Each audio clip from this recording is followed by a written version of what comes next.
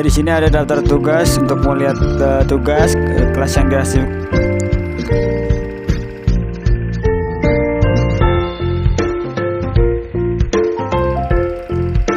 Daftar tugas untuk melihat tugas, ya, kelas yang diarsipkan. Nah, di sini daftar tugas, tidak ada tugas ya, selesai tugas yang telah dikoreksi guru.